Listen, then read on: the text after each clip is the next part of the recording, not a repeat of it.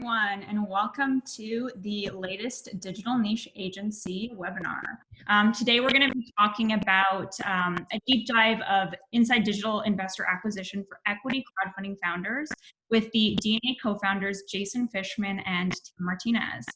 So Jason is a growth marketing expert with over 10 years of experience leading marketing agency, ad network, and in-house brand marketing teams. Jason is an expert in digital channels, and his efforts have helped brands surpass industry performance benchmarks with both Fortune 500 companies and startups alike.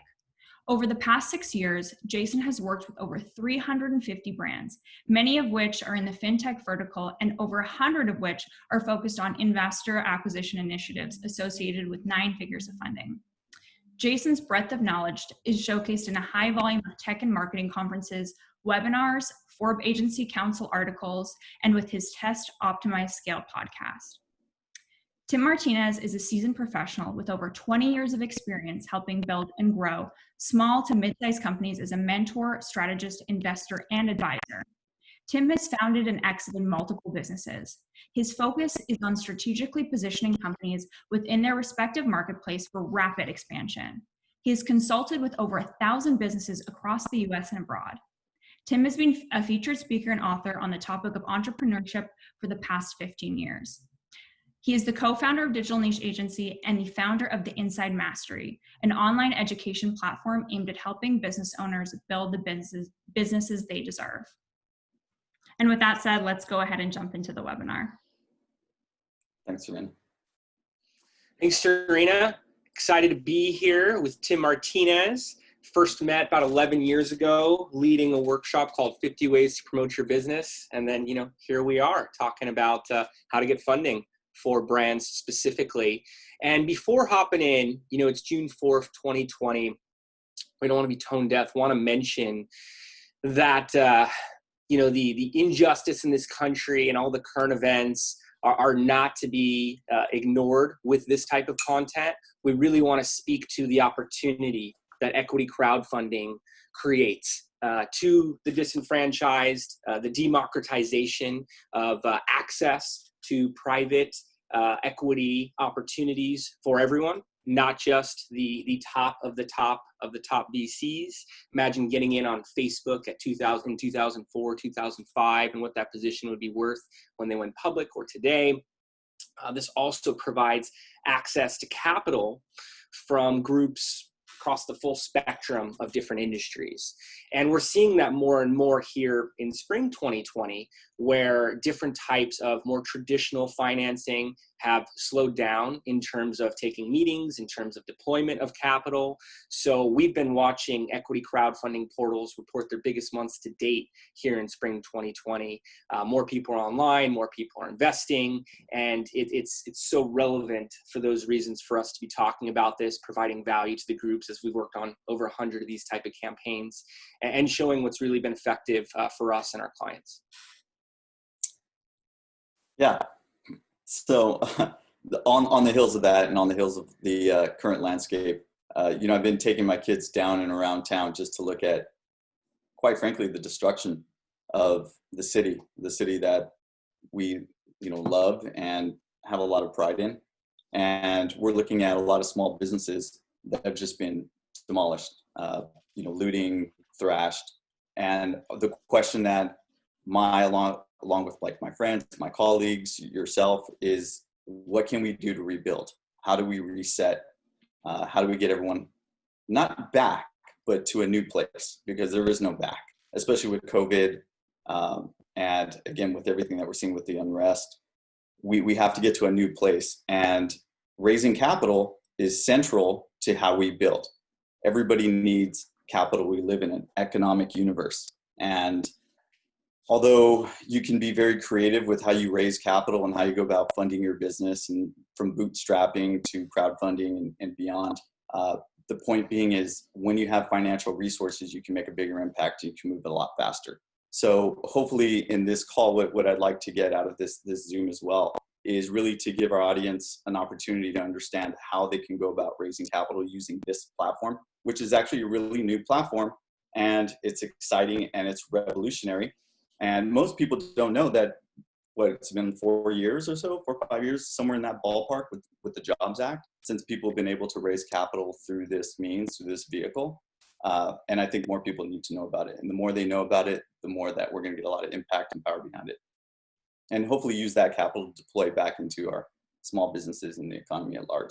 Because most people, I think, they look at equity crowdfunding and think, oh, well, I have to be a tech company. I can't raise that for me because maybe it's outside of my universe or my sphere of influence. It's not going to work well. So even just to start as like a starting point, one of the questions that I had for you, Jason, is there an industry that's better suited for equity crowdfunding versus another? Sure. Great question. Equity crowdfunding really spotlights products within a whole universe of industries that are new, that are different, that are in growth periods. These often are reflected by various business publishers and major media publishers in regards to verticals, industries, types of organizations that are growing at the moment.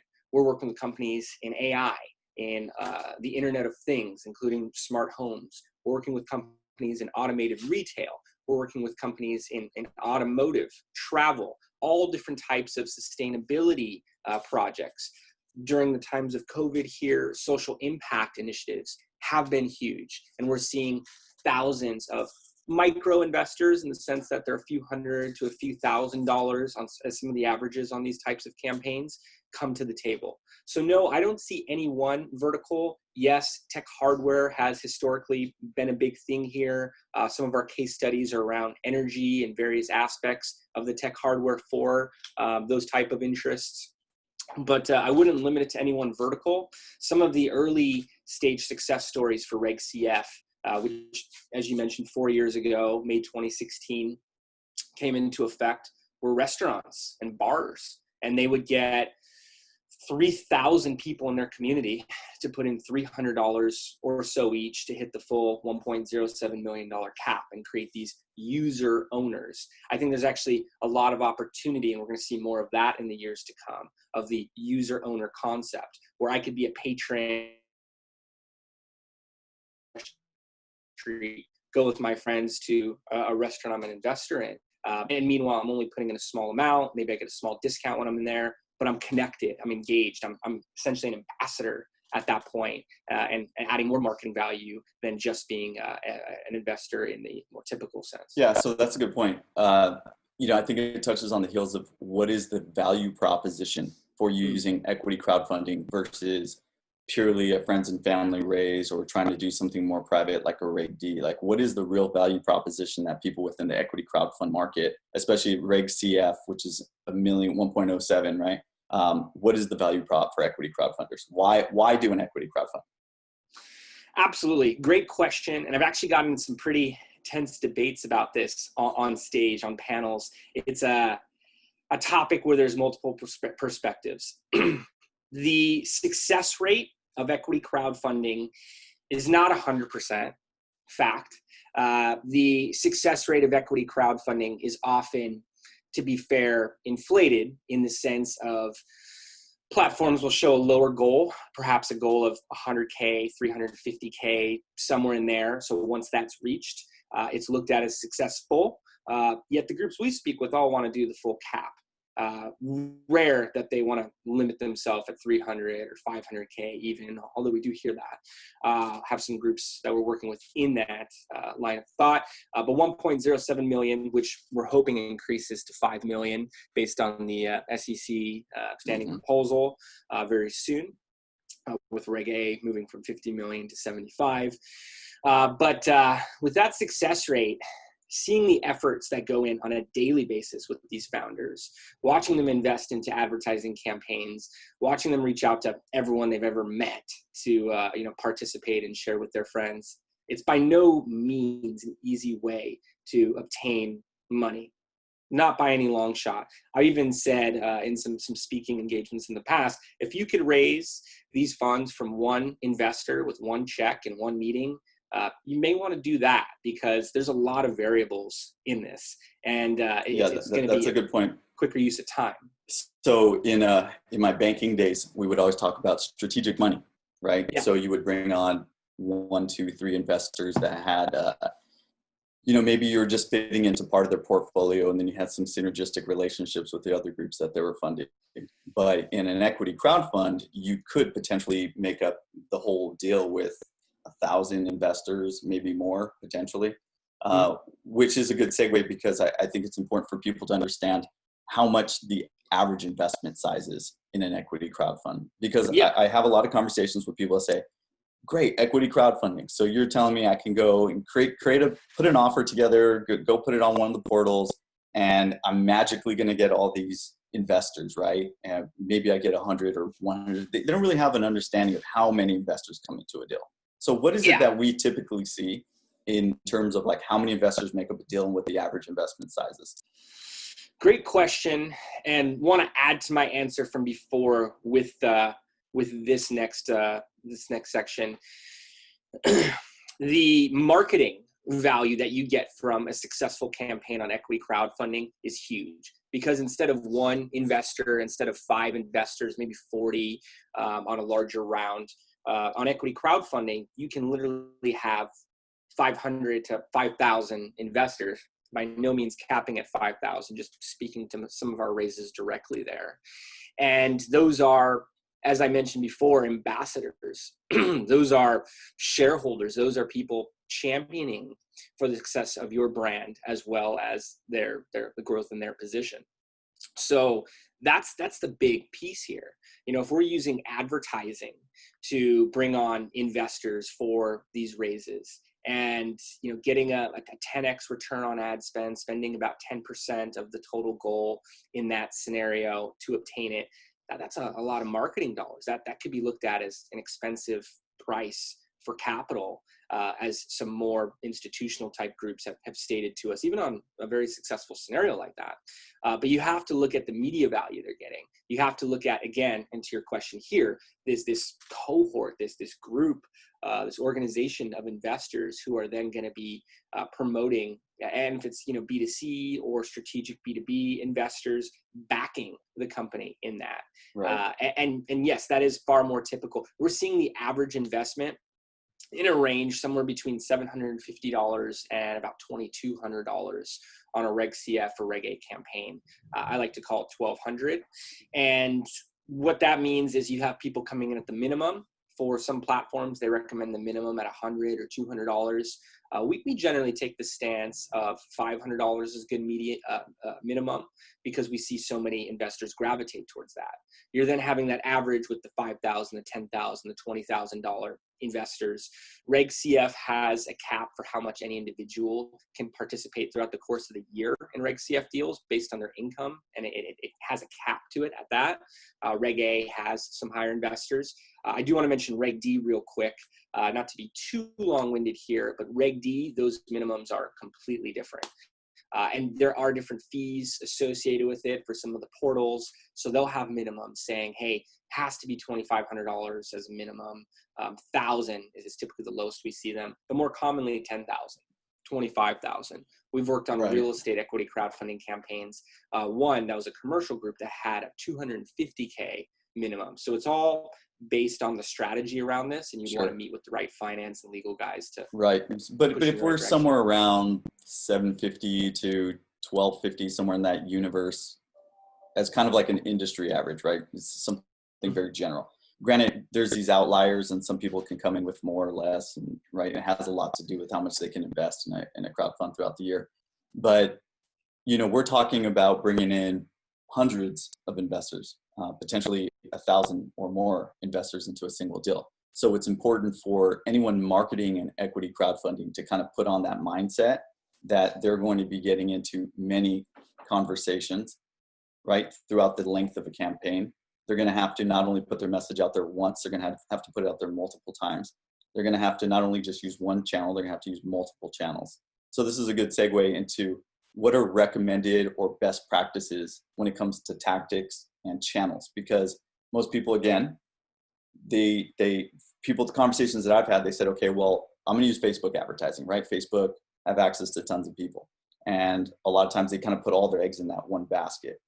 But Facebook advertising performs really, really well when it has these other components working with it, right? So I was hoping that you could talk a little bit about what are the best practices? Like if you were putting the puzzle piece together, right? How many pieces in that puzzle get clicked, right? Content, outreach, influencer. There's a lot of things that someone can do. How does someone not get lost?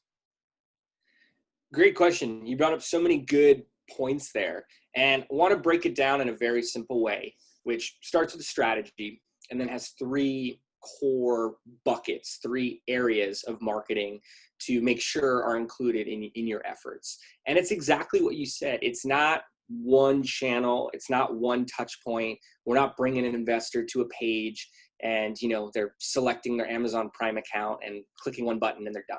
It's just not the process. Right. Even though we're seeing experience investors versus long-term return on ad spend investors in many of these cases. So, you want to build a strategy. Don't do anything without creating a plan. Have algorithms in there stating what you're looking to actually measure from each channel. I'll watch so many groups do a post on Facebook thinking it's going to create investors when it's really more of awareness at best.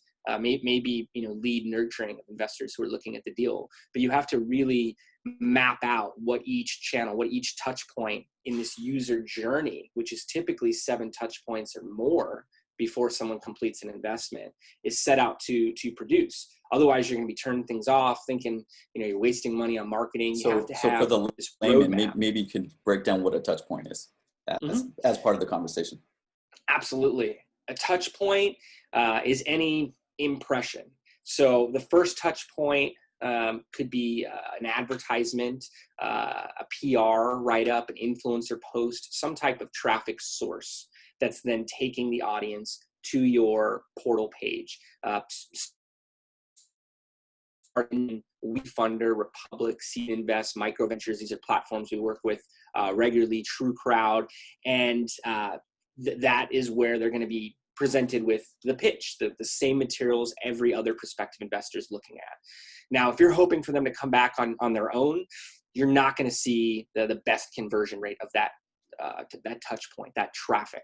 So if we have a retargeting ad, which is tracking everybody coming through that page and now serving them ads on a regular basis, doesn't have to be an overload, but if they're seeing your ad once a day as an issue or as a brand on one of these platforms, they're more likely to come back and invest. Each one of those is a touch point. If you're reaching them once a day for next week, that's 7 touch points right there.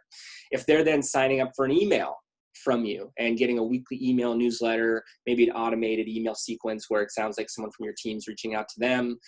If you've obtained their phone number and are calling them, if you're writing blog articles, video, other long form content and publishing it, if publishers and other websites are talking about it, influencers talking about it, all of these are touch points.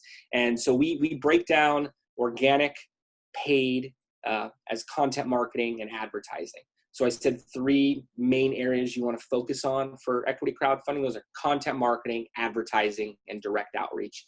Content marketing, look at this user journey as a marketing funnel, taking audiences from awareness to consideration of that investment opportunity to intent. They want to, they haven't completed it yet. Hey, I'm going to do this later. I'm going to get back tomorrow. I want to get all my accounting info out. I'm going to come back next week. Not all those guys do. So they need reminders, they need additional touch points to have a higher conversion rate to get them to the point of investment. Below that's even advocacy, peer-to-peer marketing. I participate in something and then tell my brother about it. Hey, you should really check this out. That's what content marketing is designed to produce. Social sharing, whether that's through a publisher, through an influencer, through an investor, through a prospective investor. We want people sharing our clients' content. Their social posts, their email, their article updates, we want them sharing it. It's going to create more social proof, more validation, a more trusted deal, as well as a higher conversion rate all the way through that funnel. You mentioned Facebook ads. The portals say Facebook ads are a top driver for these marketing campaigns. And you summed it up. You said if you just drive campaigns to this offering, it's not going to convert the same way as if all these other pieces are present, as if you're reflecting your offline investor process with that white glove service, but through digital assets. Right, because there's a component of social proof in there, right? And strong. not all impressions are the same, right? So if you saw a billboard driving down the street and then you heard it on the radio and then you saw it on TV and then you got home and you're flipping through and you saw it on your Instagram feed and then your friend told you about it, then your mom called you. These are all different impressions, different touch points, right? And I hear a lot of people, again, maybe discount certain channels or certain touch points. For example, social media is a very easy one because they say, well, what's social media really going to do for me? Now, social media may not be driving direct response, but when someone's checking out a deal, naturally, right, like any of us would, if someone's asking me for $1,000 of my own money, chances are I'm going to check them out. And I'm not just going to check them out on whatever portal page that they're on. I'm going to check out their social media. I'm going to look at their LinkedIn profiles. Probably going to look at the bios, the CEOs. I mean, I've been doing this forever, so that's naturally what I would do. But I kind of feel like the layman person is going to want to look at a deal. And this is different than what we see in, let's say, maybe rewards-based crowdfunding, where you don't need to do that level of research, right? Because it's a $20 widget. Buy this thing early and you get a 10% discount, or get your name on a film or something like that. But this is equity crowdfunding. You're actually going to own some equity. So the level of diligence that most people are doing is pretty deep, right? Absolutely. Digital due diligence is a thing. People don't want to just hop in. If they get to an issuer's Facebook page and the last post was a year ago, if there is no Facebook page, these things say something. On the opposite side, if they get there and there's thought leadership type narrative in short form social posts as well as longer articles, if those are being repurposed by publishers, by influencers, or anything else that's going to show that this is legit, that people in this vertical, that audiences are talking about this as being the next big thing, it's a completely different experience. It's a completely different feeling. So we encourage it for those reasons. And when we're running advertising, we can focus on the pieces of content that are doing best, but in an advertising algorithm that is optimizing towards people who are clicking on the ad, optimized towards people who are actually investing and getting more of those individuals the same days and times. We're looking to replicate what's working with our advertising management, and retargeting is the big piece there. So you have prospecting on one side, retargeting on the other, driving people to your offering, bringing them back and back and back and back. And that's where the real performance is. We've been, as I mentioned, running this on over 100 campaigns. So we have data, we have all different audiences that we've tested, we've seen work, and we've continued to take to new offerings, and have developed a list of historical equity crowdfunding investors by doing this. So it's all about and that is one of the core value propositions of DNA, correct? Is our access to data and pre-existing investor audiences. Yeah, absolutely. I don't want to make it sound like we're just preaching this for DNA. There's other groups in the industry who have this type of access. I'm speaking particularly about the portals. Some of the portals have great in-house marketers who work with them closely, and that's what makes the real difference. If an issuer is just trying to run Facebook ads on their own, if they're trying to use any type of consulting group, agency, individual contractor, whatnot, that does not have this experience, they don't see where their ads will get shut down, which audiences are performing best, which funnels to take them down. They're not leveraging those insights, not leveraging that experience. So let me ask a question in terms of pre-launch. Pre-launch is really important, and I don't think there's enough dialogue around the topic of pre-launch. Pre-launch is, in many cases, everything, and it determines large in part the success of any campaign. And it goes back to your point of planning, right, and having a strategy. If you don't have a strategy, you're just getting into it willy-nilly, you're running your ads on your own, chances are you're not going to get as far as if you had a good strategy in place, you did a lot of pre-launch activity. So talk to us a little bit about what a good pre-launch should look like and how long something like that should last. Like what are the details of a pre-launch? Absolutely. So pre-launch is a concept that goes back to reward-based crowdfunding. When we were at Indiegogo's offices for the first time in 2014, they must have said 10 times to look at a campaign in the rule of thirds and to have a third or more produced in the first 24 hours of the campaign. Now we're talking 30-day campaigns. Equity crowdfunding can carry 12-month filings, but it screamed the concept of pre-launch, pre-launch, pre-launch. People need a lot of reminders, even if it's your existing network. You could test out new marketing channels for prospecting and bring new audiences on that first day through pre-launch marketing. It all came down to the pre-launch. I knew other agencies that wouldn't take a campaign live unless they had 10,000 email addresses for people who submitted saying, I want to know about this campaign the day it goes live. I want this opportunity. They wouldn't even take it live. Right, because even at that, even if you had 10,000 emails, we still know like a small percentage of them are going to convert. Maybe 200. Right. So 200 at $100 average order value each, you're starting to chip away at, 50K goal, larger maybe, but you get the idea, all based on these metrics, all based on historical conversion rates, average order values of your offerings. Right, but your point still being is that you still need that audience. You still need that database of emails and subscribers and interested parties in your database that you're touching every week leading up to a campaign. So they're getting more and more used to the idea of like, hey, June 15th, this thing's launching. I got to be on my mark, right? Oh yeah. If I'm trying to throw a barbecue tomorrow, I'm not going to get as many people coming as if I planned it a month ago and I'm reminding my friends to get there, particularly if I'm charging people, to get into the barbecue. So you get the idea. Pre-launch has been the key to success to the extent where people don't launch campaigns unless they have a large enough audience during the pre-launch and rewards. We take that to equity crowdfunding. There are some different rules. Reg CF, you're not allowed to announce the offering before it's live to the public. There are portals who are building systems where it's announced and in a reservation stage before it's fully live. I don't want to speak too far on the legal side of it. Just want to say you want to have the right coordination around it.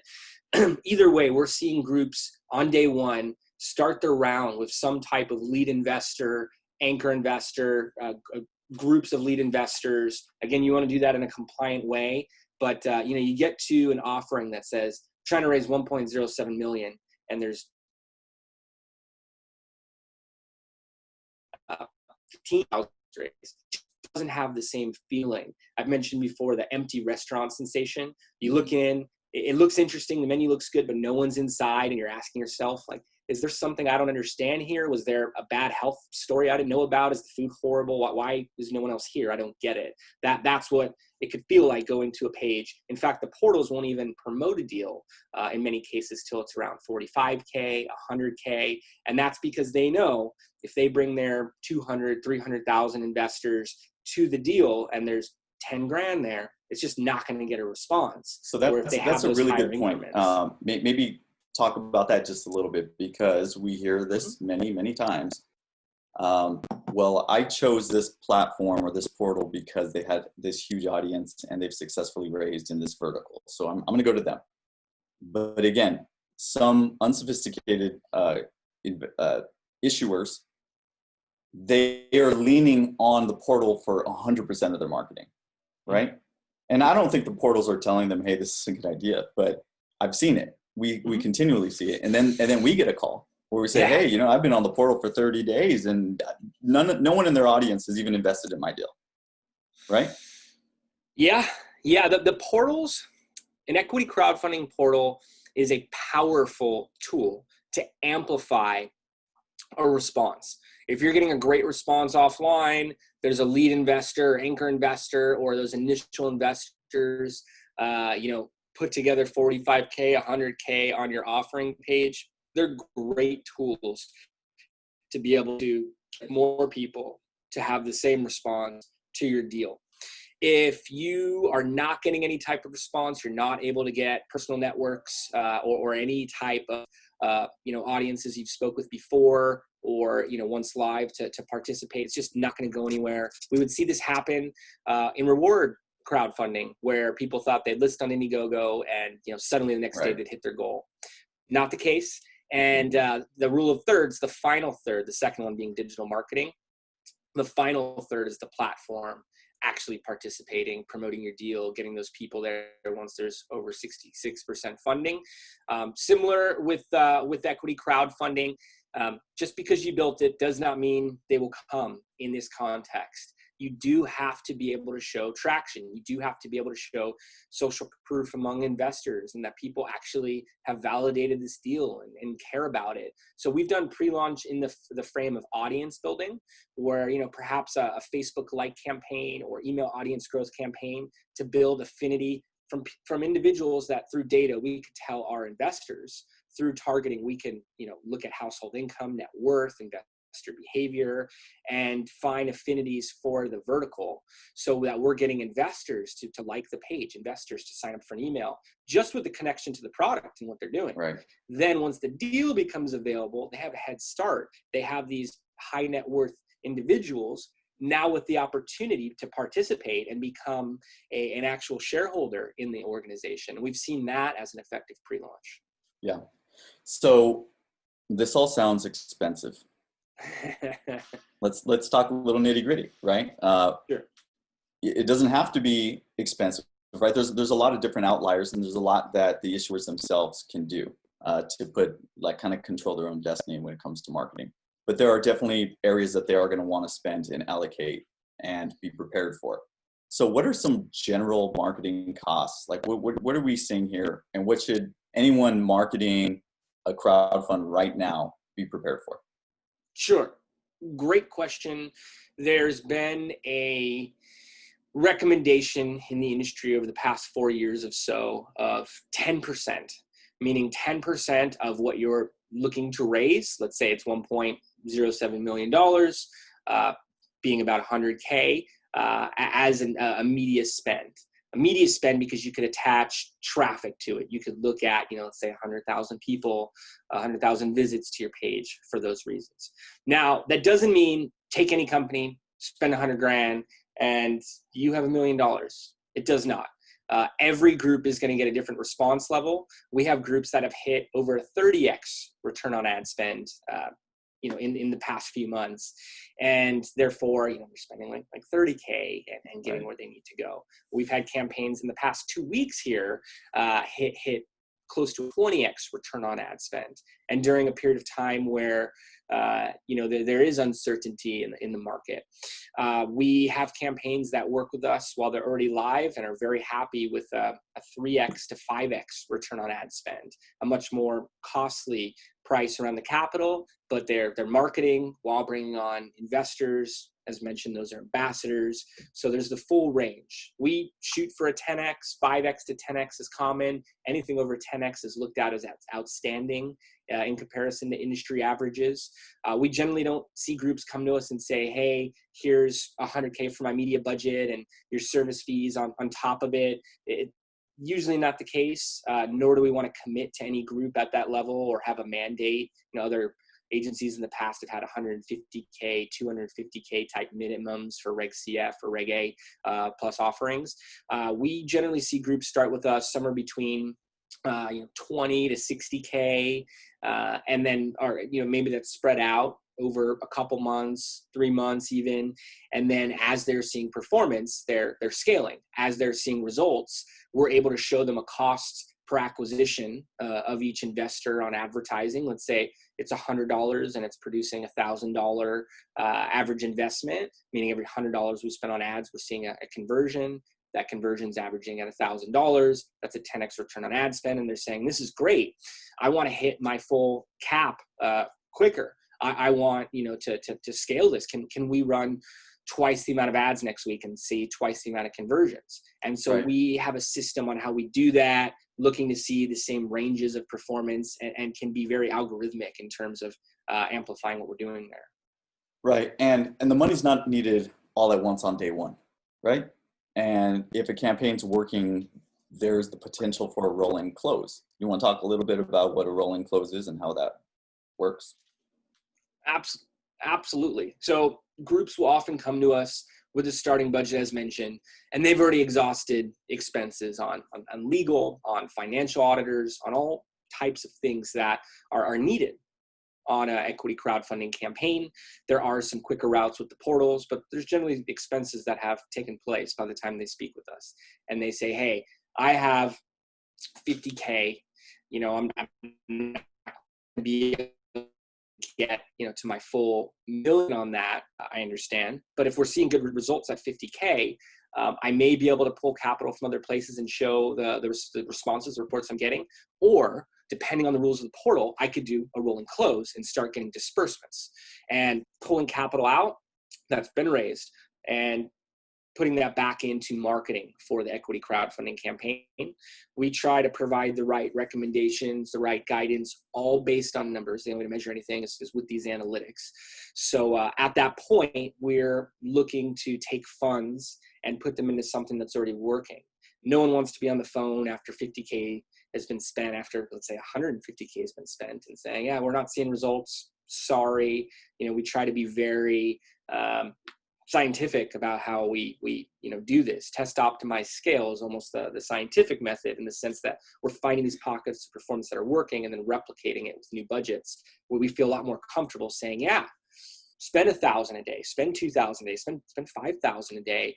Let's hit your goal in the next 2 weeks. Let's hit your goal in the next 2 months, but basing it on these numbers. If things slow down and, if performance dries up a bit, we could slow it down, make some optimizations to the audience, change up the creative, change up a landing page funnel.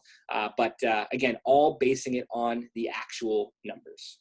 Right. Well, what about other things like, let's say, a equity crowdfund video? This is really important, right? What type costs are surrounding creating videos? I mean, and we've seen everything across the board, but what do you recommend? I've seen video vendors charge everything from a few $1,000s to $75K for a video. You start putting in a endorsement from a major influence in there, you could be looking at hundreds of thousands of dollars for this video. But as you pointed out, it is a very impactful element of an offering page. To see the issuer talking, the founder talking about the company, their product, their success, their overall incline that's ahead, and be able to have social proof. I mentioned some influencers being used, some industry experts strategically put in there. There's not one price.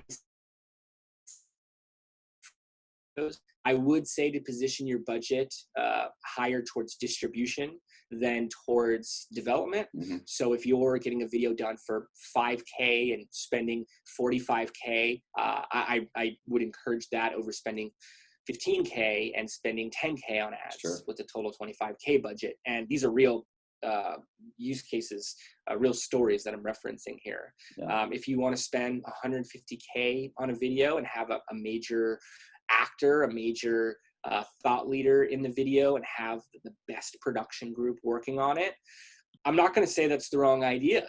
If you have, another $500K, $1 million to tap into for advertising as this is working, you could be looking at a Reg A Plus campaign that's producing 8 figures.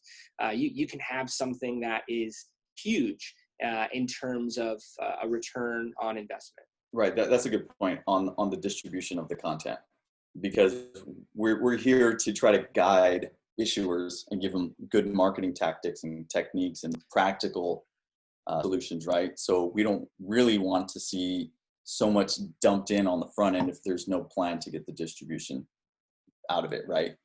It's like saying, hey, I paid an influencer $150,000 to endorse my campaign, but I have a $2,000 ad budget. So I can only reach $2,000 worth of people, letting them know about this influencer. Versus what you're saying, like with the video, maybe you're better off reducing some of the front end and then putting the majority of it to get the distribution out there of the content. Yeah, right. Absolutely. And I could give an example of that. A client we worked on, Rayton, formerly Rayton Solar, and we've now worked with them on a Reg D that did 2.8 million, a Reg A that did over 5 million. Just completed, or it's in process right now, of a Reg CF that's hitting the full $1.07 million cap. And the Reg A used Bill Nye the Science Guy as a validator in their videos. Reg A Plus actually allows for a pre-launch. It's called Test the Waters on the platform that they were using, Start Engine. And I think they got about 7 million in reservations while on Start Engine using Bill Nye the Science Guy. Mm-hmm. He actually promoted the video himself on social pages. He had 4 million Facebook followers at the time. And for a couple days, investors spiked. It was effective, but for a couple days. We then ran ads for over a year, including the test the waters and the live campaign, and continued to see performance all the way through. There are ups and downs in that. There's a bit of response matrix that has to come out when you're using an influencer, because their public perception could change over the course of that year, and there were events such as that. But throughout the course of the year, continued to perform and create investments because the distribution was there. Where if it was only for a couple days, it would have been a fraction of the impact. Yeah, that's a great point. So let's talk a little bit about PR and influencers. How does one go about gaining media attention for their offering and attracting the right influencers? And what are the costs surrounding that we've seen? Sure. I mean, I've seen everything from partnerships where brands are physically bringing in publishers and influencers into what it is that they're doing, and they have to, state that accordingly in many ways. But I've seen media earned through different owned media channels through these partnerships. Like organic, right? Yeah, and having a content calendar, talking about what you're producing, being able to reach out to publishers and influencers about this, seeing if this is something they'd be interested in, if they want to collaborate on that, if they want to cover it themselves. It is somewhat a numbers game. Relationships obviously take that to the next level. There's some excellent PR groups out there. We approach it more as a content distribution activation. We don't pride ourselves as, golfing with the Business Insider guys every Saturday or anything like that, where some PR groups do fit that label. So PR is great. Influencer direct is generally better than a lot of the influencer networks for equity crowdfunding campaigns. Also running some platforms where we're able to use influencer pages with Facebook ads and get guaranteed distribution from there. So there's a lot of different ways to approach it, but would definitely explore it and look at it as a number game, like business development. Sure. Relationship development with these publishers and with these influencers. You have to have a high volume of who you're going after each week. Now, high volume is relative. That may be 15 publishers or influencers. That may be a few hundred, depending on what it is that you're talking about and your target list. But I would anticipate most people not responding to you, doing follow-ups and maybe getting some responses, and then getting a few wins off of those. And if you're doing that on a regular basis, what you're hoping to see is that those wins create all types of repurposes. We've had CEOs of groups that were running equity crowdfunding campaigns with us, published by a major site, and then the next week, 100 other publishers covering them. Right, and that social sharing from the articles continuing to just spawn and go crazy. That's what you're really playing for with PR and influencer. So there's like a lot of manual outreach, right? Making a list of the top 100 publishers in your space. Those could be major media sources all the way down to niche bloggers, down to Facebook groups, Instagram profiles, Twitter accounts, and DMing them and building a dialogue and saying, hey, here's who we are. This is what we're all about. We'd love if we can get some media mention, or maybe just kind of have some kind of partnership, or if you're even interested in participating in our deal, like that type of thing, right? And doing that in mass, in volume, and doing it in the right point in the calendar during, whether it's your pre-launch, however you can talk about that in pre-launch, all the way up through an active campaign. So this is actually another good segue, which is the communication with the investors and the audience pre, during, and post, right? What are some best practices with communication during the pre, during, and post with the audience? With the audience. Yeah. And, as with the publisher outreach and influencer outreach, think editorial value, contextual value. If you reach out to a publisher and say, hey, we're live, talk about how great we are, You're not going to get any responses. If you go on there and have a conversation, if you play a we're changing the world, we're reducing carbon emissions by 87% within the next 12 months, right? Story, And they may only cover you as part of a roundup article where they're saying these 3 groups are reducing carbon emissions and talking about you and saying you could actually invest by clicking on this link. It can be more of their content calendar, their publishing schedule that you're fitting into. Same's true with the investors.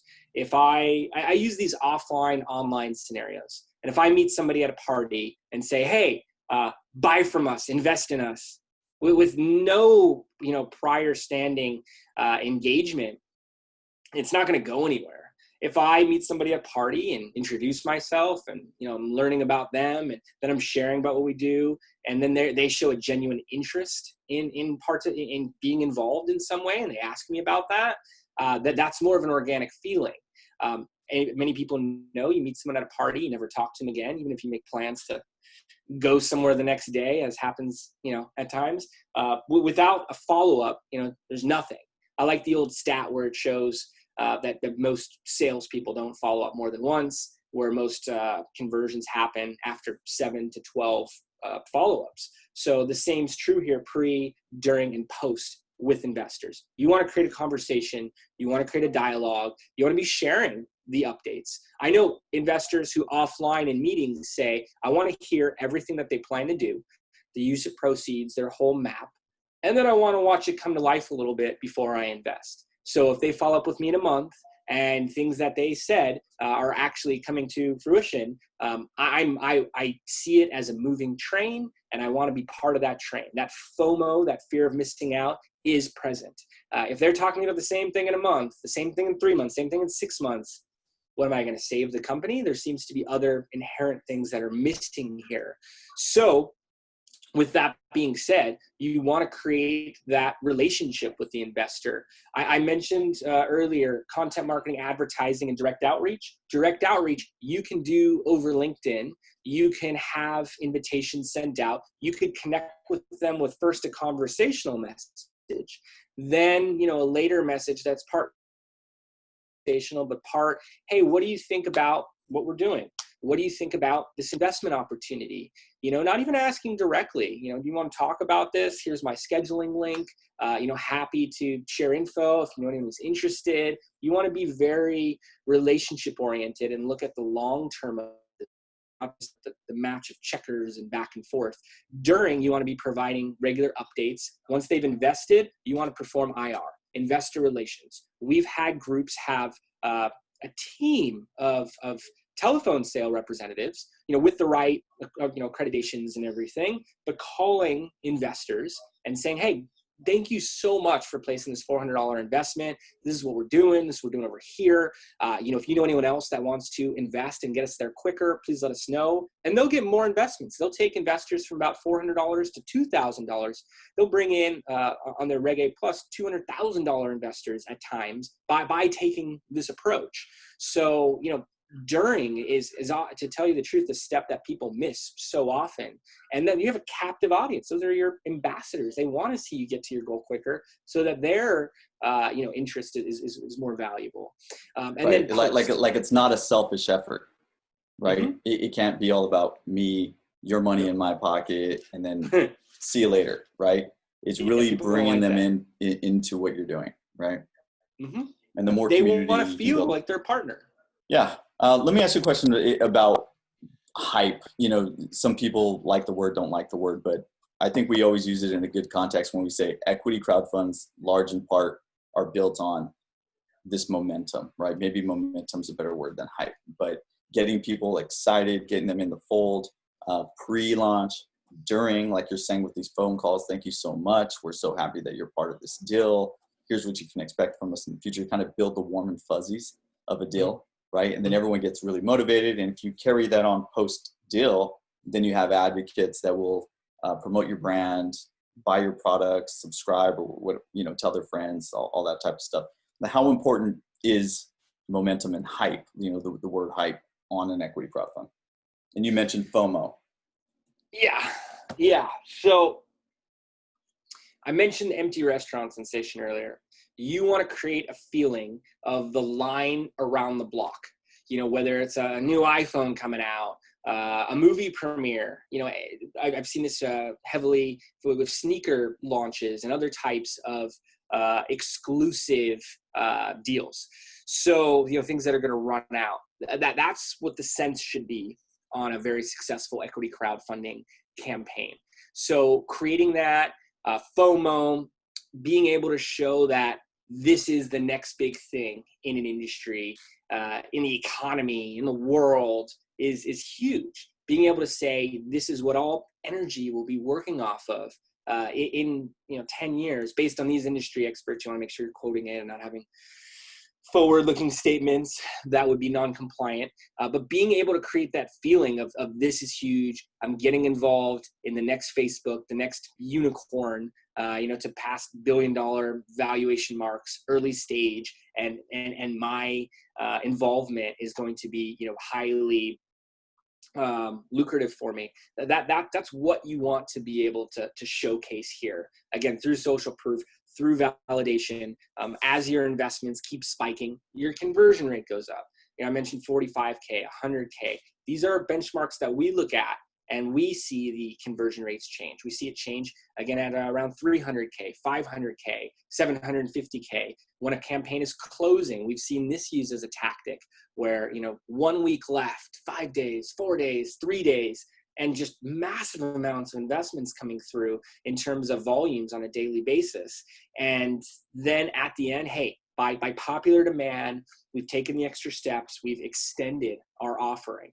And now they're live again. And it was already in the background for them that was going to take place. But that sense of urgency really played a role in all of that as well. Again, FOMO. And, I want to mention one thing. You said equity crowdfunding, 4 years in for Reg CF, even longer for Reg D, which we've been working on since 2014. I'm still explaining to people what equity crowdfunding is on a daily basis. Oh, yeah. On the flip side, late 2017, every day, somebody would be telling me what cryptocurrency was. Obviously, already working in the space at that point. We're doing cryptocurrency crowd sales in compliant ways. Many of the platforms in equity crowdfunding are still working on crypto offerings, but through these vehicles. And that's because of the investor success stories that were taking place there. That's because of the young guys buying Lamborghinis and people of all ages buying big houses to massive purchase levels and paid for in BTC. That was FOMO that was created and documented in December of 2017, where Bitcoin hit 20K per coin. That is what I see on some of these very fast-paced equity crowdfunding campaigns.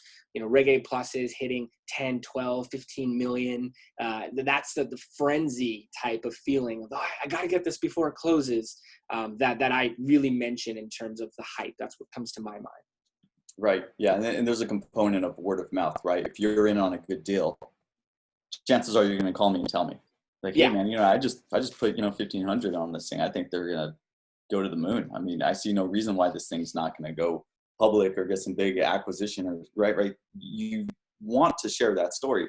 And chances are you wouldn't just tell me, you would probably tell, I think what was like the word of mouth is 10 people, like the rule, right? On average, if you really like something, if I really like an album, I might tell 10 people in my circle. So just think about multiplying that by an equity crowdfund that I put $1,000 or $1,500 into, even as a small investor, I might spread that word.